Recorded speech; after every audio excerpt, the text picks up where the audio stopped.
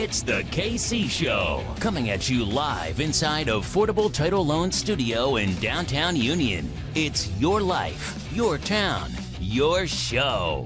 With your host, Kyle.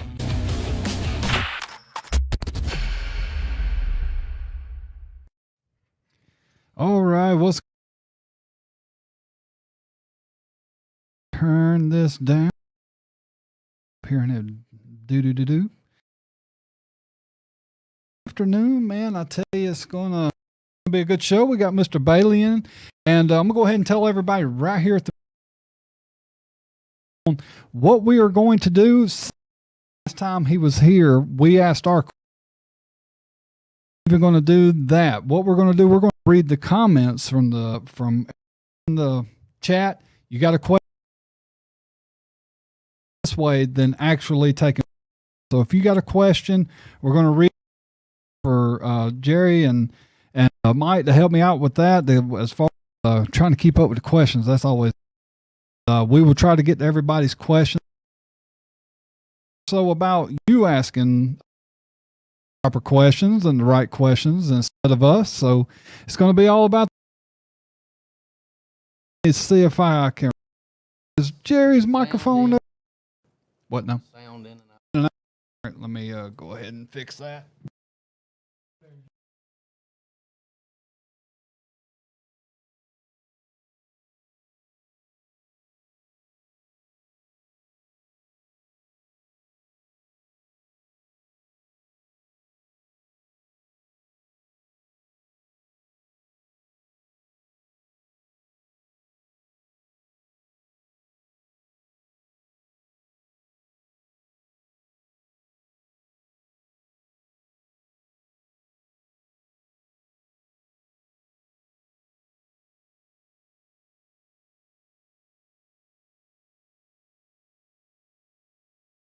No sound. There we go. It should be situated now. We're gonna get that. We're gonna get that out of the way right here at the beginning. It's all Jeff. I'm gonna start blaming Jeff. Jeff's got a magic to him that just. But before we get started, I just want to make sure the audio is good. So I'll repeat what I just said, saying that it was going in and out. Basically, what we're going to be doing tonight, we're going to allow people to ask questions in the chat. So that way, it's all about y'all tonight. We'll get to more questions that way instead of taking calls and me having to fiddle with that freaking call waiting. So if you have a question, we'll let you know when to start asking it. Don't ask it now because we're going to miss it. Question. Oh. Yeah. Don't ask none right now or we will miss it and then you'll be mad at me and blaming me. Don't ask it right now. We'll let you know when we're going to start asking him questions here in just a few minutes. We're going to once again allow him to talk at the beginning, like always.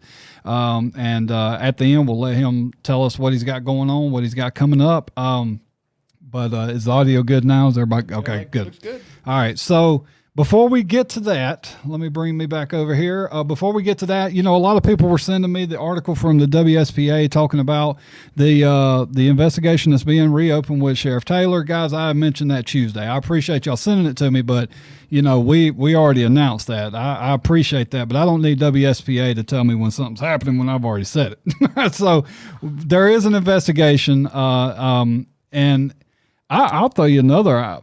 It's a more of a thought, if anything, Jerry, but I think it's a darn good thought.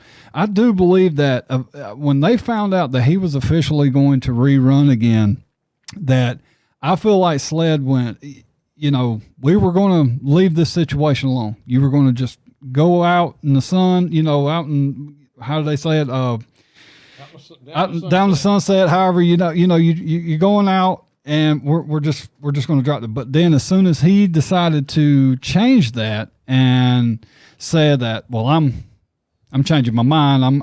I said it about a month and a half ago. Don't do it, Taylor, because you're probably going to put yourself back in the crosshairs, and that's exactly what you did. I don't have anything personal against him, but at the same time, you can't do that. You can't do that. It's not good. It's not good, and it's also probably insulting, and it's causing backlash upon SLED. it's causing backlash upon Kevin Brackett and that department. I mean, it caused a lot of backlash that he was just let off the hook like nothing happened. And besides, you talk about letting you know about this on Channel 7 like that. Actually, Channel 7 called you. Yeah, they did call me, and I apologize that I was not able to. I must be a celebrity now because when WSPA calls and I don't have time to talk to them, Kyle is he is now at the top of the pyramid. WSPA needs my help, of course. They can't compete with Kyle. And you guys, y'all know from last show like that, we did show at Empty Seat over there, and Yep. Mike's beside me. If y'all can't see him, Got bumped down. Yeah. Brownie looks incredibly comfortable. Yeah, well, Brownie's upset because Mike took his chair. Yep, he's sitting there just staring at it too, like mine. Yeah, It's all mine. the fourth celebrity. But we're going to get y'all the information as it comes. There's a lot of rumors out there. There's rumors that something could be happening very soon. But then the reports are that a lot of media outlets are saying, including WSPA, is that the investigation just got started. I don't believe it just got started. I believe it's been going since the day he said, I'm running again. I think it opened right then and there, that second, that minute. It's just my opinion, though. I'm trying to think as somebody.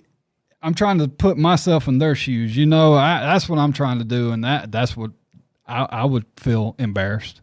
I mean, I would, and It is what it is, but that's not what we're about tonight. I just wanted to address that, and hopefully, if there's something there, he gets what he deserves. If nothing's there, then I hope he also gets what he deserves. I don't want to see anything bad happen to anybody who don't deserve it. And that's it's just more. Really, it's just more embarrassment for the town. That's what it really is. It's just really embarrassing, but it's a lot of that, but I mean, you got to look. I don't know. I mean, we could talk about that for an hour, but we're not going to do that. We're going to be talking with Mr. Bailey here, and we're going to come to him right after this break, and there will be no audio skipping after this break because we figured out the solution. Okay, we're going to test that solution. We are going to test it right now, guys. We're back right after these messages. We'll be right back, guys.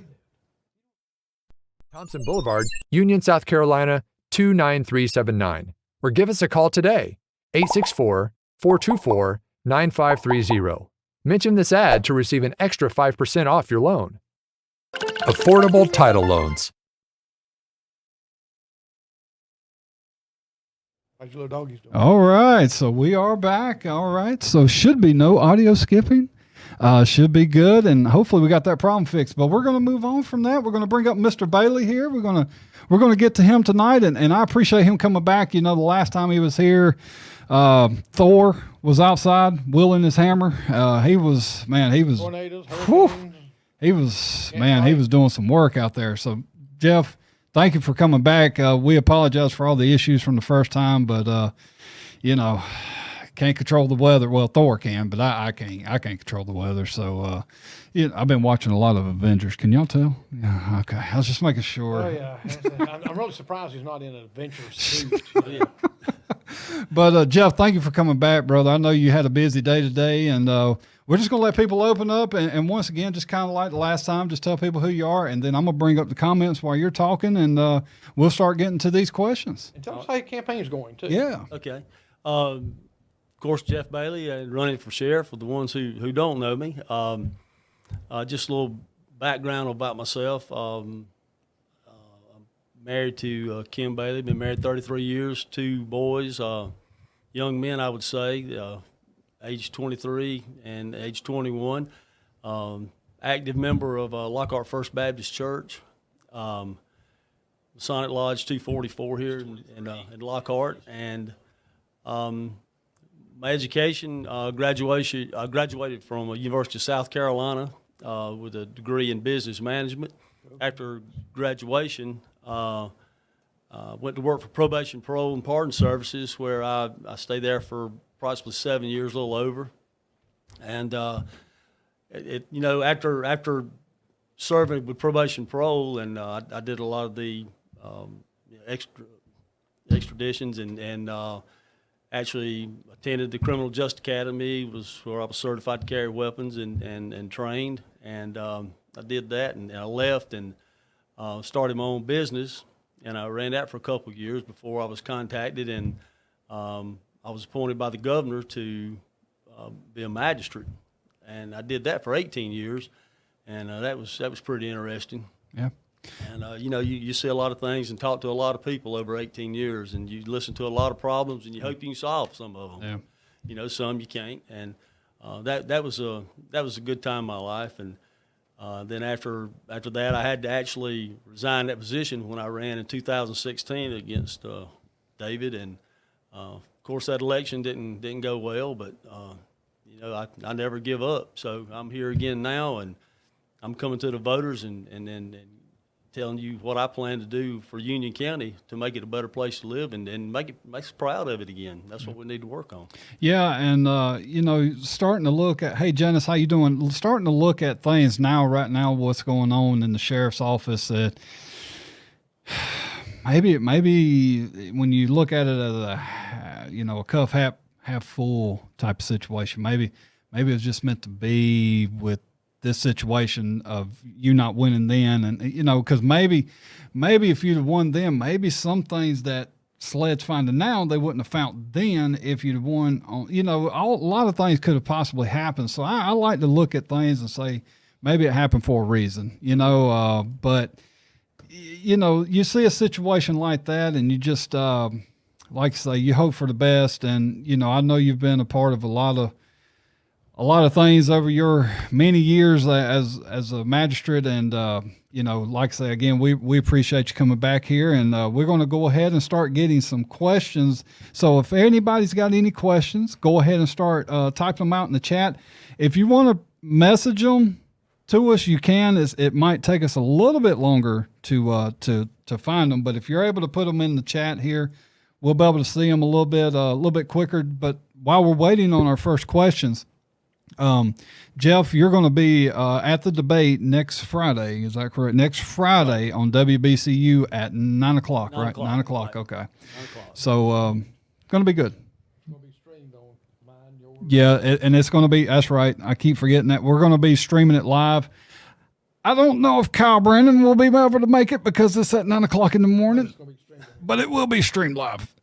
So, I don't, I can go ahead and ask a question. Okay, go ahead. I was going to see if maybe you could go ahead and share with them, like you did at the last show, about your vision to include the overlook on the sheriff's office.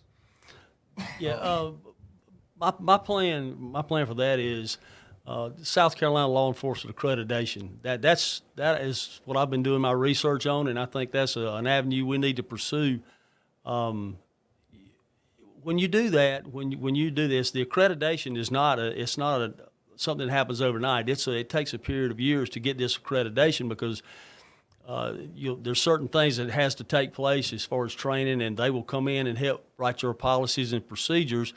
And what that does, it puts everybody on the same sheet of music, and that's kind of what I'm looking for as a sheriff's department. There's only 9 counties, 9 sheriff's departments that actually is, to my knowledge, in this process that is accredited, and a lot of the reason why they're not, or why they don't want to pursue this, is because it takes a lot of discretion away from the sheriff, and that's what some of them they want to have that discretion. And myself, I think it's a way because the policies and procedures are set. We know the hiring policies, the termination policies. We need risk management. We know how everything it's just spelled out for you, and we know this is the discipline we need that we're going to go by. So therefore, if you have an officer that maybe does something unethical, and then you have another officer that does the same thing, well, they'll be punished the same way. I mean, it takes the discretion away from the sheriff, which I feel is. I'm willing to give that up because I think it's the right thing to do. It's going to put us on the right track back to where we need to be. And the discretion, it keeps the sheriff from saying, I like this person better than I do this one. And so I'm going to lessen the punishment on this one and increase on this one. So it takes all those variables out, and that's what we need to get rid of, variables. We need it to be set in stone. We need it structured so we know exactly how we're going to handle situations, and that way there's no question about it. And it don't change week to week. It is what we're going to go by, you know. But it's going to take a little while to get to that point.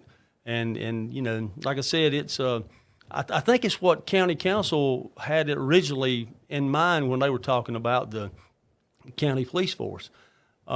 This is going to be totally transparent. You'll be able to, they'll be able to see everything that goes on. There's no hidden agenda, nothing. They're actually going to be able to see exactly where the sheriff's department's headed and how we're handling situations.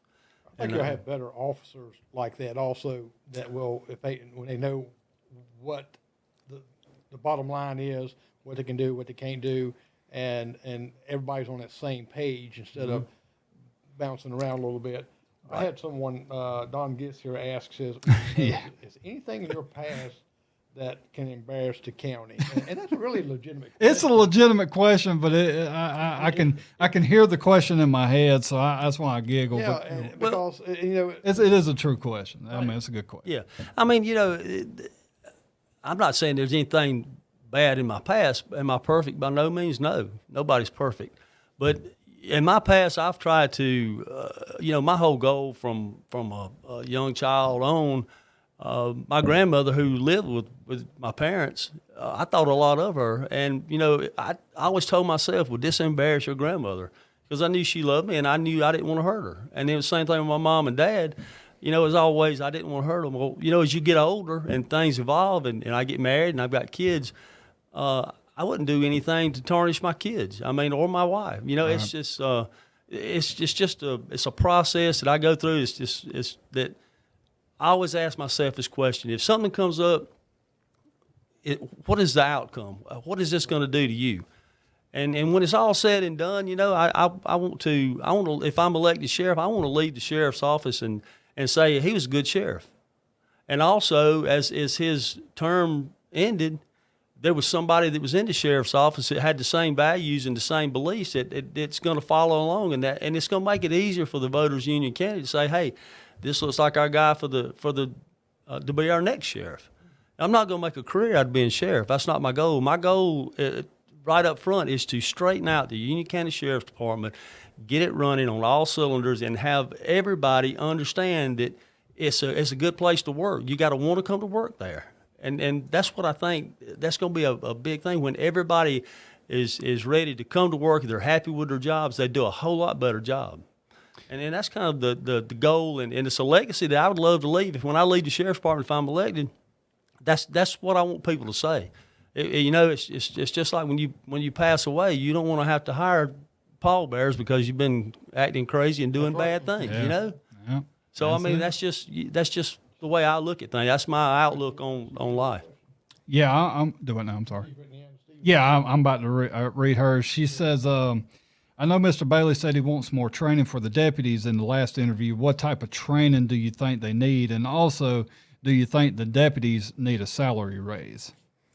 Yes, I truly believe that the deputies need a salary increase. And that's something we're going to have to work on. But the key element of that is that money's got to come from the budget. And therefore, the first thing we need to do is get that budget straightened out and get the money flowing again and in the right places and going to the right agencies that it is supposed to go to. But then what you got to do is you got to build confidence with county council. They've already given a lot of money away, and they have to answer for it because that's their constituents are on them about, well, you know, y'all are giving this money and now we don't know where it's at. It's missing. What are you doing with it? So we have to get that under control. Get council's faith in the sheriff's department back where it needs to be. And then it'll make it a lot easier to work with them if they know they have truth and honesty leading the department. And that's what you've got to do to get that part going. The training of officers, you know, as a judge, I truly believe, and I'll make it my personal goal, that each officer is trained in how to present cases in court. Because a lot of times it's not that they don't know how, it's they've never been trained to do it. And that's something that is very important because that affects the conviction rate. And if you're gonna arrest somebody and take their freedom, you need to do your due diligence and get those things together and make your case. Make it solid as a rock. So when you take it to court, your goal as an arresting officer should be to win every case. Don't make it if you can't win it. And that's one of the things they need more training in. And there's a whole lot of areas that we could cover. That's one that I know of. It's really sticks with me because I think that's very important. I know there's a lot of grants out there dedicated for the sheriff's departments, only if they seek it out, and it takes some work to write grants. Will you be seeking a lot to see what grants will benefit the sheriff's department? Oh yeah, I mean, anytime there's money available outside of the county's budget, I think we have to go after it. But there's can I sit here and tell you that I know everything about grants? No, I don't. I'd be lying to you. I don't. But I think I'm smart enough to actually learn or have somebody that can help me with it. There's somebody that has experience, and it might not be in the law enforcement field. There's grants for education and everything, county councils grants, fire department grants. But, that's what I'm saying. You have to work as a team with everybody to benefit. And that's what I think. There's a lot of grants that we can actually put our hands on due to the situation here, but a lot of those grants are based on the perception of law enforcement in the county. I mean, if they're seeing it's corrupt or it's not working very well, the grants, that's just a part of it, and getting those grants. There's more things to look at than just saying, okay, well, here's free money, y'all come get it, sign up for it. No, that's not the way it works. There's a lot of detail in writing grants. My wife used to do that for the school district, and it's a lot of details and a lot of things you have to go through. And someone's experienced, like you said, even myself, I couldn't write a grant. Right. I struggle with it, but you do have people in administrations that does this continually to be able to search out, and I'm sure that you'll be searching out a lot of grants that will benefit the officers. Yeah, there's a lot of grants, I'm sure, for equipment and things that the officers, but, the main thing is we've got to restructure. We've got to do something in the sheriff's department to get the budgeted money where it needs to be. And I'm not sure it's being put in the right location right now. I'm pretty sure that it can be looked at. I did the budget in the magistrate's office for years, and we always had a surplus, always. And that's a good thing. Right. So that's what I'm saying. You have to look at the budget and say, we might could cut this here and add over here. But it's something that I'm going to have to evaluate if I'm elected sheriff. That I'm going to sit down and, like I said, it's not it's going to be who. There's going to be several people involved in this process, and some are smarter in other places than myself. I mean, and that's what you have to count on. You can't do it yourself. You got to count on other people. You can't micromanage. Kathy asked, what will be the first thing you address if you are elected sheriff? Well, like I said, the first thing you have to address is finance, because without money, it stops. I mean, you've got to get that under wraps, and then you're gonna have to look at where's your personnel best suited to be. What is their specialties? What are their assets they bring to the sheriff's department? And that's the next thing. But the whole thing from the very beginning is going to revolve around the sheriff's department, because that's where the fire's at. We've got to put that fire out. We've got to get the bleeding stopped. We've got to get it under control. Once it's under control, then that's where we can go from there and solve a lot of issues. I guess, I'm sorry. Go ahead. Well, I was going to say, I guess your answer there kind of segued into this question from Todd Pavlovic. He said, if elected sheriff, will you clean house or start fresh? And I guess that you kind of touched on that by saying you would evaluate each member's asset and move them to where. That's right. Well, you've got to have qualified people. I'm not going to sit here and say, and I just want to put it out there. I'm not going to say I'm going in there, I'm going to wholesale fire everybody in the sheriff. That's a crazy thought. Then we're going to have to call the National Guard in. I mean, really, they are good people there. They need good management and good leadership, and that can happen. But going in and say I'm going to terminate anybody, that's look. Here's the bottom line: those people work. They have families. They have to have the money to support their families. And you might not agree with me, but I'm telling you, I'm not a vengeful person. I'm not going to say just because you had another sign in your yard that I'm going to terminate you. My job is to win you over, and that's what I plan to do. I mean, I'm not going to get every vote, and everybody's not going to like me. But at the end of the time, if I do my job and the sheriff's department is better and makes the county better, hey, it is what it is. The Dennis Thurman asked us, will you outsource cases to SLED? If so, why? There's certain cases that will have to be outsourced to SLED just because of the equipment and the people and the specialists they have.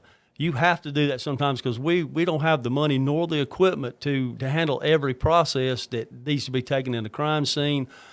So you have to outsource that to SLED. But I've just learned this week that York County under Kevin Brackett has a crime lab and a crime scene team. And that's something I want to check into, because if that be the case and they have that close, I mean, they're that close to us and we can get to them, I think it'd be foolish not to take advantage of a situation like that. And, even if you had to dedicate a man to that team in order to have their assistance, I think that's something we have to do. And there's valuable resources all around us, different counties. You've got to work with York County, Cherokee County, Newberry County, and that is a very important part of the drug war and solving a lot of crimes. Just what you can get from surrounding counties. But that being said, you have got to form a relationship with those counties, and I don't think our relationship is there now. I think it's been tarnished, and I personally just say that they don't want any part of some of the stuff is going on. They don't want to be linked to it, And I'm not saying their counties are perfect either. They don't want it, and they don't want to be linked to it, and so therefore it hurts the citizens again, and that's the whole problem. And Benny Brown here asks, are you going to have sheriff's department that sets up and runs radar for speeding? I think we covered that last time, and I'll just tell you, running radar. I don't see that. I see more important things for us to do. The state troopers, they do a good job at that, and I don't see us running radar. I don't think it's a good thing, and I mean it's not good for the people, because here you go, and it's not that I'm against it. If if we know you're speeding or you're driving reckless, we can address that issue. But when it comes down to it, you get into a situation as a judge. I remember it costs people money, and it's their insurance goes up because of tickets and stuff. If they're driving safe, that's good. But the highway patrol, even though they're short some trolling now, that's just something I just don't see a benefit in doing. I don't see it. I don't think we need to do that to produce revenue, if that's kind of where the idea is. But I just don't see that being something. We don't have enough officers to run radar and answer calls and do the other things we need. And like I said, be in the communities and patrolling. There's a concerned mother here, Lauren Apache Magic. She says she is seriously concerned about the drugs in Union. She's got small children, and she says, I'm not happy that they're exposed to drug addicts literally walking the streets on almost a daily basis. Mm-hmm. And how are you going to address the drug problems in Union County? Will you ask for outside help there, or how would you look at, because you was a judge and you knew and you saw a lot of this come through. Mm-hmm. So how are you going to address this when you become sheriff? Well, it's like I said before. If I sit here and tell you I can eliminate the drug problem in Union County, I'd be lying to you. I can't. But what we can do is, like I said, we use outside resources of other counties, trying to eradicate the drugs as much as we can. And then I think a valuable asset too, and I think she said she had small children. Another valuable asset, which is paid for by the state, is our school resource officers. And I think we can use those in a role to be a role model to the kids of their school and looked up to, and they can help educate the kids on drugs. As far as task force and stuff from neighboring counties working together, that's going to be the best way I feel like to combat this drug problem. We got to remember there's a lot of difference in drugs today than there were 20 years ago. 20 years ago, it was you had supply lines of people bringing drugs in from other states, other countries, or whatever, and you could intercept that supply line at some point, and you could actually work a case and work it down to the root and find out who actually was doing most of your bringing the big drugs into town, and that happened. But we're in a situation with drugs now that it can be in 2 houses from our location now. They could be cooking meth. I mean, so it's not like there's you really can't track that very well. It just because it's in individual homes and it's so rampant, it's so all over the place. But that's where you have to work with your informants and try to get more manpower, which I say is coming from other areas like outsourced. We work with state and federal authorities, plus your neighboring counties, and as a team, we can cut down a good bit of it, I think. But would some education help with the public to where they can be aware of what when someone's looked like they're on drugs, or aware if they're dealing, or aware some awareness that a lot of the average people in the community does not know, and also in the schools, can resource officers use their time there to maybe set up some educational slides or educational, let even the teachers be aware of some of the things that they can look for. Right. And, and I said, I think I said it last time also, but, I plan on having a quarterly breakfast or something like that, a luncheon or whatever, where we can bring people, a diverse group of people from the community, and let's meet and let's talk. And that way you're getting a line. It's all about communication. You're getting a line of communication that will feed you this information, and we can take that information and concerns from different communities and find out exactly, there's a lot of reports of it going on here. So maybe we ought to concentrate our narcotics division and along with the assistance of other counties, and let's work this area and see what we can find out. And, see if we can make buys. Joyce Hill, it's actually a really good question. Joyce Hill asks, you talk about court calls and how it seems to stay the same. Repeat offenders should be charged much more, plus is incarceration put at a set amount of time. It's kind of a statement, kind of a question there. But as far as there's a good question inside of those statements of, we continue having these repeat offenders kind of put back out on the street. Not only does that cost, our town with crime, but it also court costs us taxpayers money. What do I know you're the one that catches them as a sheriff. You're the one that catches them. You can't control really what happens this side of the courtroom, but is there anything that as a judge that you've have in your experience, is there, other than the training of the officers, is there anything that you see that you could help to maybe take some of these repeat offenders and, make sure they're not put back out on the streets? Well, basically, as a judge, as a magistrate goes, I mean, you're limited. You can, you're only sentenced to 30 days in jail for certain offenses. Simple possession of marijuana would be one of them. But some of the other drugs, the methamphetamine stuff, that goes to General Sessions Court. And it's hard for me to answer that question because, you don't know what's going through the mind of the judge in General Sessions Court. What is being worked out as far as the solicitor's office, which I think I think we're going to have to bridge the gap with the solicitor's office in order to form a better relationship, and that's going to entail us making better cases and making more solid cases. That's what it's about is being more detailed and making those solid cases. And I think the solicitor can take those and run with it and make it a better case to possibly get them more time. But I've never really understood, I agree with you on that. Judges, I don't know. Sometimes you have repeat offenders and they get turned loose. Most of them have lawyers, and when lawyers get involved, I don't know exactly how the court system works when it comes to that. There's a lot of plea bargains made, and for various reasons, and so I don't know how to really answer that question. Besides, we make better cases and we put the facts down, and we can give them something that will hold water, and they can push it to a higher level and hope to get a conviction.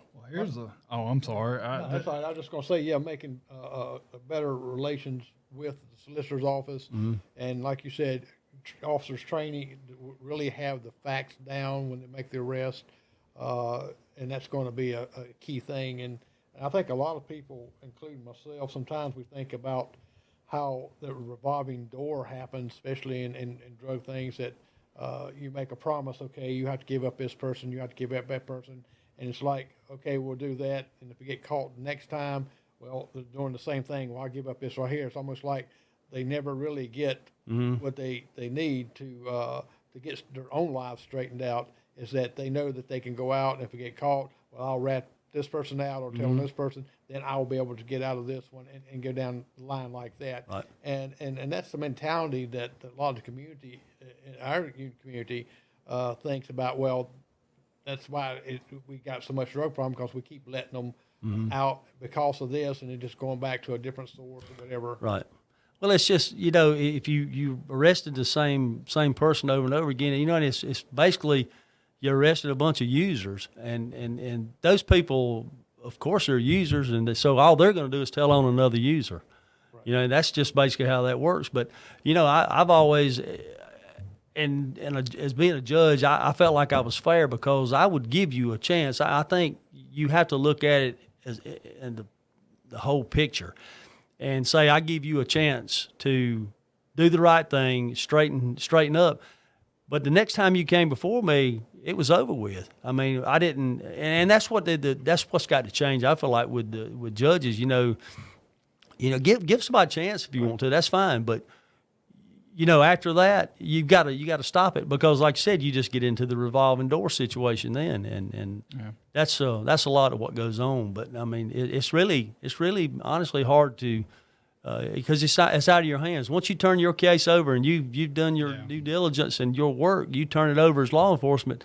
It's in the hands of the solicitor or whoever's prosecuting that case, and then the judges. And so, it's just.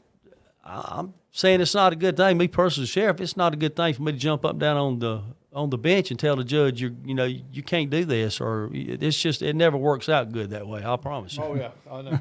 Yeah, you're just better off to go on and live to fight another day and try to make better cases. And once you really get down to the brass tacks and you're laying the cases there and it's adding up everything, and they don't have a reason to plea bargain it because you got them nailed to the wall. That's when it's going to get better, and that's where the training's coming in. Yeah, and this is again, they're underlining questions, but they are questions. So I'm going to ask it, but it is an important question because I've talked about it here on the show many a times. What will you do to make sure that the sheriff's department is not being sued as frequently as it has been in the last decade or so? Well, the lawsuits, the majority that I know of has come from bad behavior.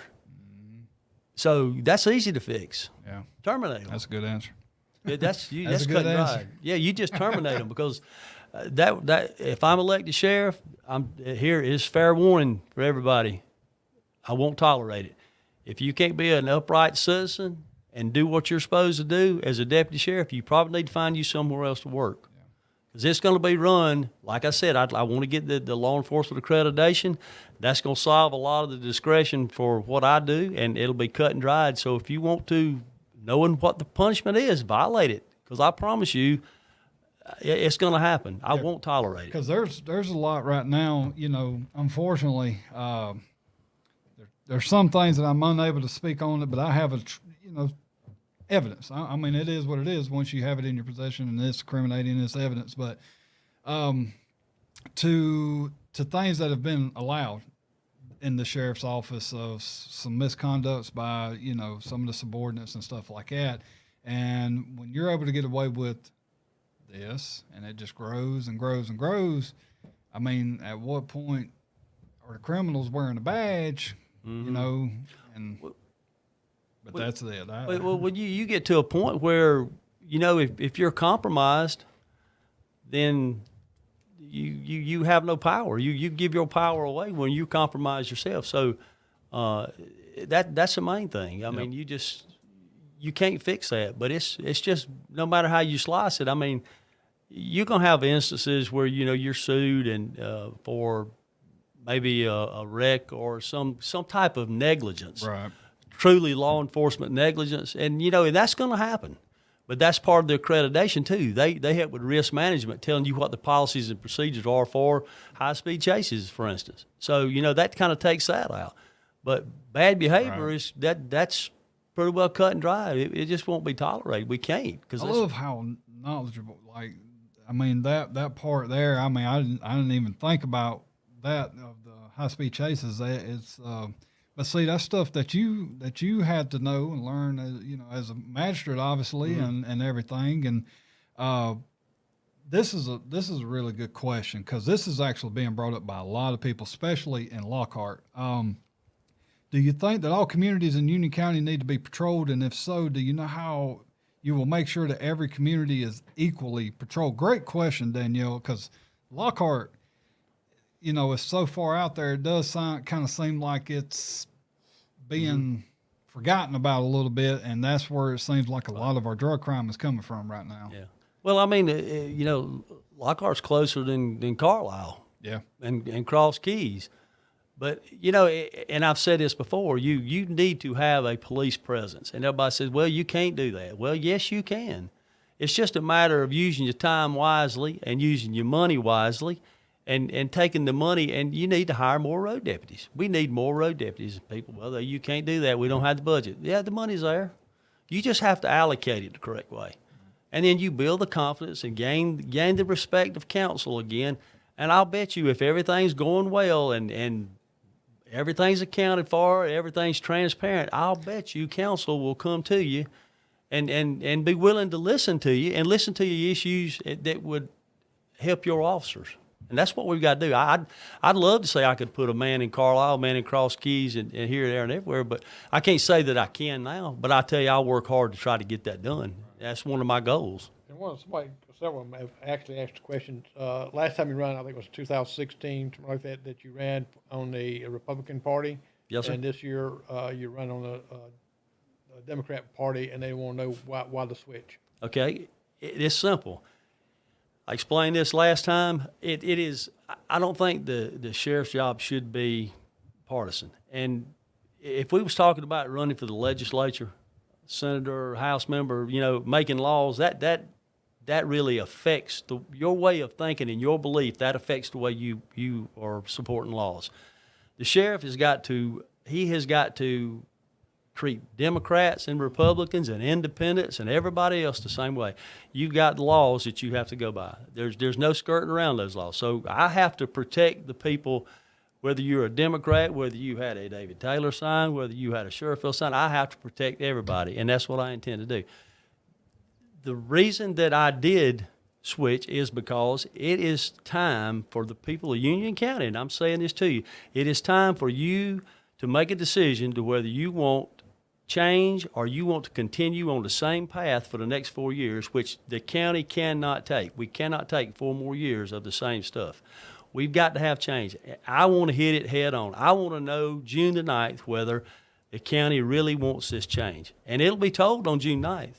I'll either, and you know, I'm out there to win. I'll either win, and I'll say, well, they like my thoughts. They like what I said. They wanted to trust me with their tax dollars and do a good job, or they're going to trust somebody else. And that you got to live with your decision. And I'm good either way. I accept it.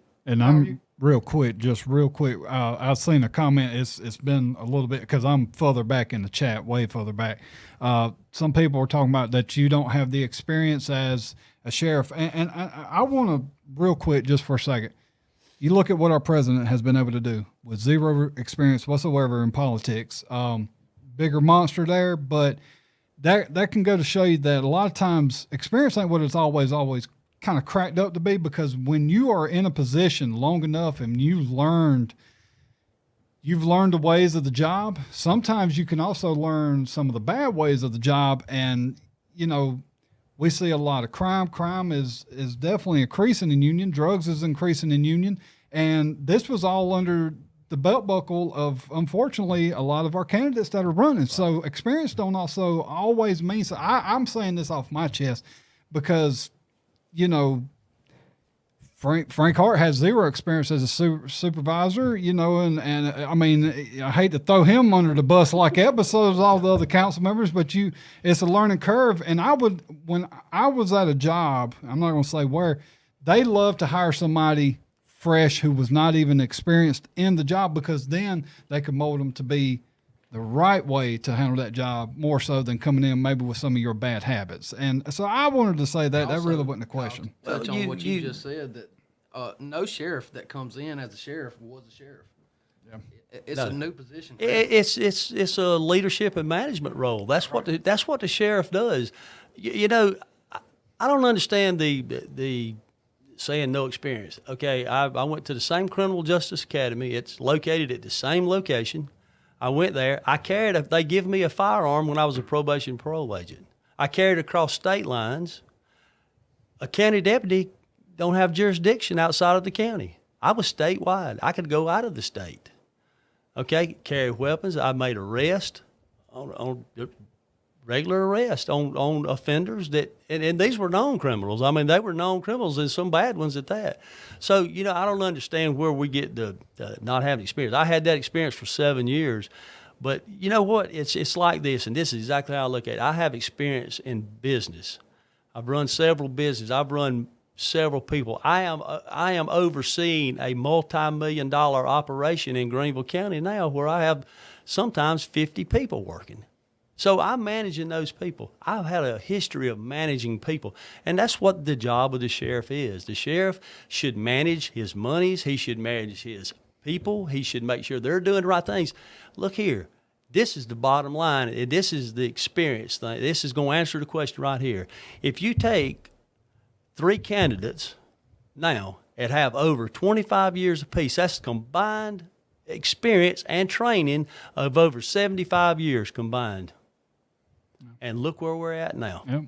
And, you know, I'm saying I can handle it. Don't worry about experience, but I'll bet you I can manage the sheriff's department, I can manage the money, and I'll bet you the employees will love it. well, how many years experience? I mean, again, throwing name people. He really have experience Yeah. because he's been involved Yeah. with that in that department in some capacity. Well, Well, again, you know, and as a magistrate, Yeah, when there's you a get a lot warrant, there. you have Yeah. to come to me. Yeah. And I have to tell you whether you meet the elements of the crime. Do you have the probable cause? And Right. trust me, I've told them no. I have no problem telling them. And I will tell investigators and officers, you're not taking this case, not because of who you are. You're not going to take this case because you haven't done your job. You do not have enough right here. That's where my training is going to come in and tell it. That's what we got to have. The officers need to know there's some young officers there, and I can sit down and be personable with them and say, look, here's how you win these cases. I've sat on the other side. I've been on the bench listening, and I know where the errors were made. I can tell you the secrets. I can tell you what you need to do.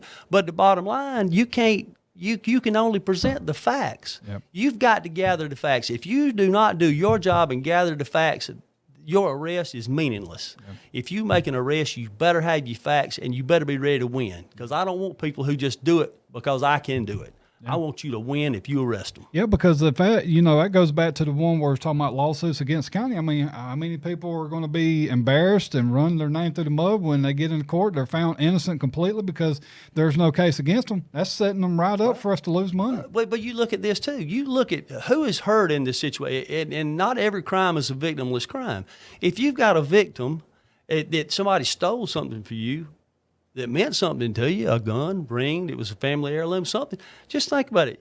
they stole it, and then the officer don't do his job, or he don't follow up, or the investigator don't call you back, that's terrible. I mean, that's not the way it's supposed to work. Your job is to serve the people. And by serving people, you have to do what you're supposed to do. And that means follow up, dot your I's, cross your T's, and make a good case and take that case to court and win it. If you go to court and you don't expect to win, you need to find another profession. Yeah, I mean, because that's a great point. I was about to say the same thing just a second ago, Hannah.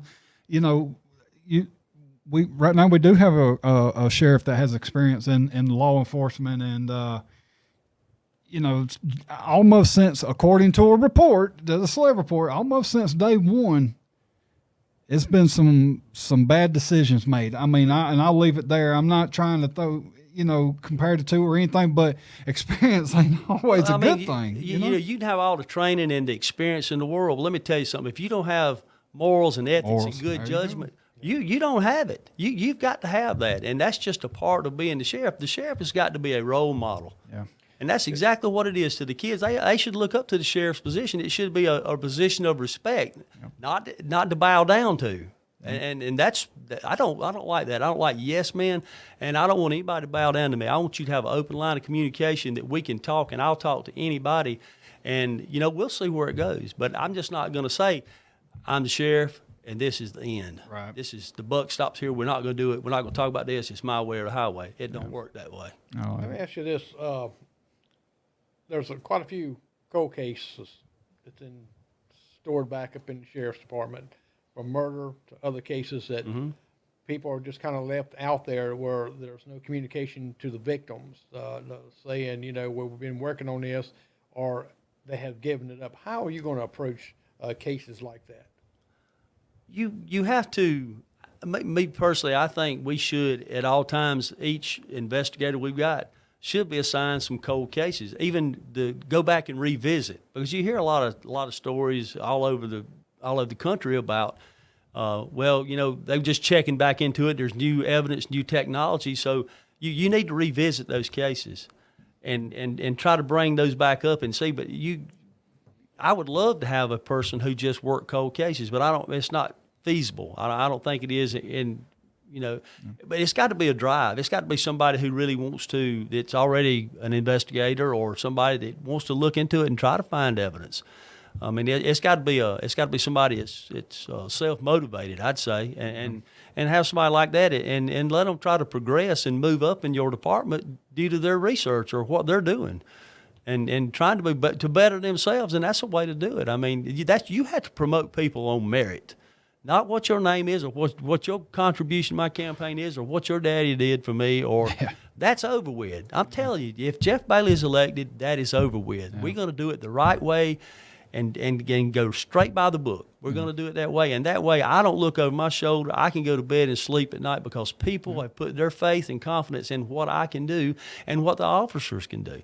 That's where we've got to get to. That is the point where we've got to be. Yeah, and I'm going to ask this. This is going to be a multi-layered one here. I seen in a video, I got tagged in it about 40,000 times in about 2 days, it seemed like. There was a video, and I'm not even sure where, but he was outside of a home where he's been called out to this home like over 100 times, and it was the sheriff and all of his deputies around.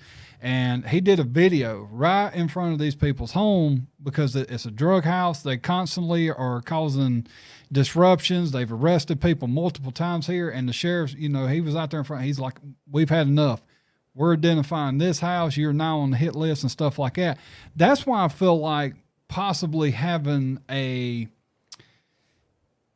not necessarily a live PD, because we could never get to that point, but have a ride along. That's why I've asked every candidate that's come in, if you win, would you allow us to ride along and record and show how some of these people are, because you don't see what these cops see and what they go through. Mm-hmm. And I feel like that is something that would be beneficial and good to the town. But as far as, you know, I know you hadn't seen the video, but just by my brief description, do you feel like maybe that's something that you could do to kind of help with crime? And, you know, I also seen where somebody put it looks like it was Photoshopped. I'm sure it was a yard sign.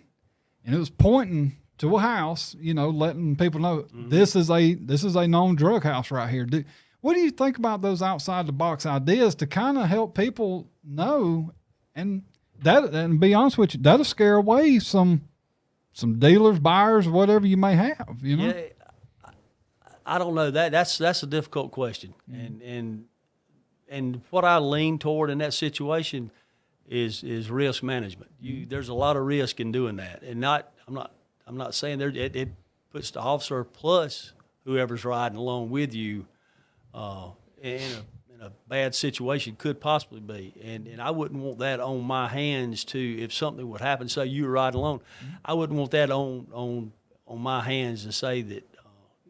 It might be a good idea, but I think from just a risk standpoint, I don't believe it would be effective. I mean, it would let people know where these houses are, but I would be more concerned at this point in time about somebody getting hurt. Yeah, more so of showing the side of because they only see really an after video after everything's over. You got a friend of the family is sitting here saying the cops were they were just all over or they read it in the paper and this one side, but to be able to see, literally what these deputies go through and understand that, they really truly do risk their lives every single night, And that's, I'm a big fan of the body cameras. That body camera should be activated. I mean, it should be rolling because I've seen so much on TV about, the body camera that wasn't able to retrieve the footage or whatever. Well, that's fishy. Yep.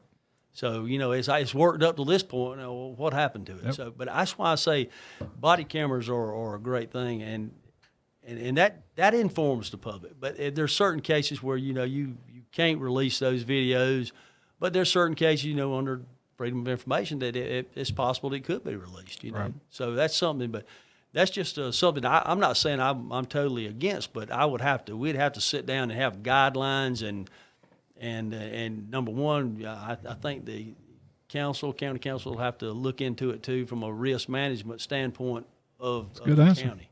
Good answer.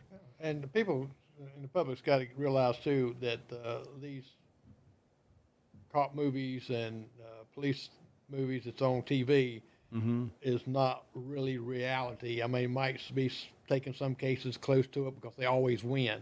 Right. And seeing some of this, even live PD and cops like that, it's edited. You got a lot of stuff there that's been taken out and stuff like that. So it is a danger that if someone's shooting in harm's way. So there is a risk, and could be a lawsuit. Everybody's suing everybody for everything nowadays. So I know it's a lot of liability, but I agree with you about the body cams that every officer should have one for his safety and also for his credibility, because someone's going to say you did something, and who they're going to believe a lot of times. So, right. It takes all that discretion and people's what they believed happened. Yeah, I mean, it's one comment that I'm pretty sure it was addressed toward me, and I'll address it back. April James said, there's drugs everywhere, not just Lockhart, Monarch, Union, Buffalo, and every single time that's gotten so bad it's unreal. Do not single out Lockhart. I wasn't singling out Lockhart, but Lockhart is in rough shape right now. Lockhart don't forget, there's a death in Lockhart. Don't forget the latest drug bust was in Lockhart. I've had people coming from Lockhart, and I don't know you, April James, but let me tell you something. My roots in Lockhart are probably a lot longer than yours. The Brandon family has been from Lockhart years, and I have family still deep-rooted in Lockhart. Lockhart is very close to my heart, and I hate to see where it's at now compared to where it was when I was a kid. So it's not about singling out Lockhart, but we're going to damn sure address the problem in Lockhart, because if you don't address it, how you going to fix it? So I felt like I just needed to get that off my chest, because let me tell you something, Lockhart means a lot to me, a tremendous lot. Right across, so that easy access to get to other counties and take off to the interstate on the other side, So really, and it's kind of outskirted. I mean, it really is. It's outskirted there. It's like you said, but it's not just Lockhart. It's absolutely it's not. all areas. I mean, you just matter of fact, I had two guys in here today. They had scanner on their hip. OD. There was an OD case in Buffalo. I mean, it is everywhere. It's just the fact that the latest bust was in Lockhart. That was the reason why I just wanted to address And that. then, with then her. again, there we're looking at a budget issue of narcotics Right. agents. That's why it's important to have deputies that's cross trained that can help with the narcotics too. Mm-hmm. You know, that's what we got to get to. It's about finances. If we get that straightened out and we can get the money where we need it to be, get the drug fund built back up and have that rolling, because I mean that's where your buy money comes from. You know. Yeah. Like you said, times now ain't like it used to be. Now you have all this synthetic drugs and the Right. fentanyl. Well, it starts out with prescription medicine. Yep. And that's doctors write that. I mean, these are professionals just writing these prescriptions, and then they get cut off, and then they have to go to something else. So that's where it all just starts snowballing. Yep. And that's where you have to, as a sheriff, you need to identify these doctors that's doing that. Yep. I don't And- care what doctor you are. If you're out there and if you're a legalized drug dealer, you need to be stopped. And there's a lot of nonprofit organizations out there who want to help with these people who have this addiction, and maybe the sheriff could do more, but he might be doing plenty. I don't know that. That's always going to be private, of course. But do you feel like that you might try to reach out to maybe some, C4 Ministries? They're not necessarily professionals in there, but they do help with those situations. They do a great job. But do